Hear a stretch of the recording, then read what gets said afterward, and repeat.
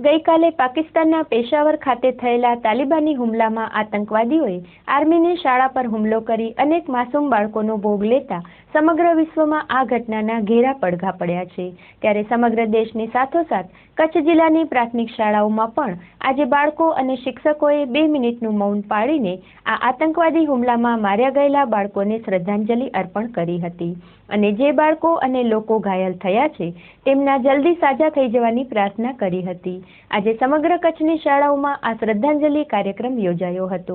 ભુજ ખાતે ભીડગેટ પંચાયત પ્રાથમિક શાળા નંબર 3 ખાતે જિલ્લા શિક્ષણ સમિતિના ચેરમેન શ્રી કેશુભાઈ પારસિયા તથા જિલ્લા શિક્ષણાધિકારી શ્રી બહાદુરસિંહની ઉપસ્થિતિમાં શ્રદ્ધાંજલિ કાર્યક્રમ યોજાયો હતો, જેમાં બાળકો તથા શિક્ષકોએ 2 મિનિટ મૌન પાળીને આ આતંકવાદી હુમલામાં માર્યા ગયેલા બાળકોને શ્રદ્ધાંજલિ અર્પણ કરી હતી। આ પ્રસંગે જિલ્લા શિક્ષણાધિકારી શ્રી બહાદુરસિંહે ચંચળ ન્યૂઝ સાથે વાત કરી હતી।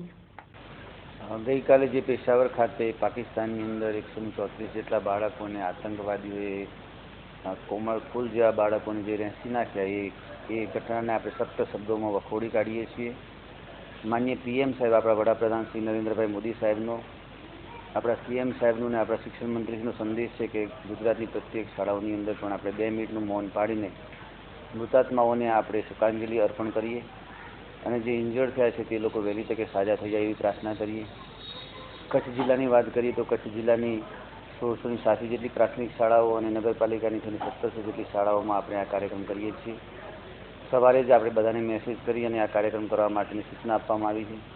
અત્યારે તમે જુઓ કે અત્યારે અમે ભીડ શાળાની અંદર હું અને ચેરમેન સાહેબ આ શાળામાં આવ્યા છીએ, પ્રાર્થના સંમેલનમાં હાજર રહ્યા અને બાળકો સાથે બેસી અને આપણે 2 મિનિટનું મૌન પાડીને આ કાર્યક્રમને સખ્ત શબ્દોમાં વખોડી કાઢીએ છીએ અને શોકાંજલિ અર્પણ કરીએ છીએ। જે બોર્ડર એરિયાની શાળાઓ છે, આતંકવાદીઓનું એવું છે કે એ તો જે મોટી મોટી શાળાઓ હોય છે કે દાખલા કે પેશાવર શાળા તો એ આર્મીની સ્કૂલ હતી, તો આર્મી જેવી સ્કૂલની અંદર તો ફૂલ વ્યવસ્થા હોય છતાં પણ એ લોકો આવું કરી જાય છે। આપણી જે બોર્ડર એરિયાની શાળાઓ છે અથવા તો દરેક શાળાઓમાં આપણે સૂચના આપીએ છીએ કે જે પ્રાર્થના સંમેલન પછીનો જે શાળાનો ગેટ છે એ ખરેખર બંધ થઈ જવો જોઈએ, લોક થઈ જવો જોઈએ અને કોઈ આઈ કાર્ડ આપે અથવા તો પોતાનું ઓળખ આપે ત્યારે જ એને ગેટની અંદર પ્રવેશ કરવા દેવો જોઈએ। કારણ કે આજનો સમય એવો છે કે ગમે ત્યારે ગમે તે જગ્યાએ આવા બનાવો બનતા હોય છે, તો તમામ આપણે આચાર્યશ્રીને પણ સૂચના આપીએ છીએ, આપણા વહીવટીતંત્રને સૂચના આપીએ છીએ અને અમે પ્રમુખ સાહેબ, જિલ્લા પંચાયતના પ્રમુખશ્રી, અમારા ચેરમેન સાહેબ અને હું અને અમારા ડીડીઓ સાહેબ અને કલેક્ટર સાહેબ બધી વાત કરીએ છીએ કે આ શાળાઓની અંદર આવી કોઈ અઘટિત ઘટના ન બને તેટલા માટે આપણે આ આહવાન કરીએ છીએ।